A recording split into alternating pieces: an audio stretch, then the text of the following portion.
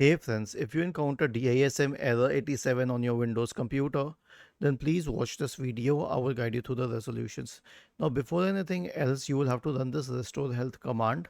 So search for command prompt in the Windows search bar and click on run as administrator. Copy and paste this restore health command, the DISM restore health one, and hit enter.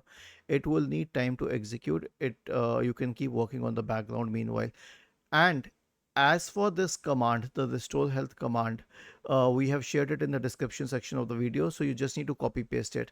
But if it doesn't work, then for the time being you can use an SFC scan as a workaround. So search for command prompt in the Windows search bar and click on run as administrator.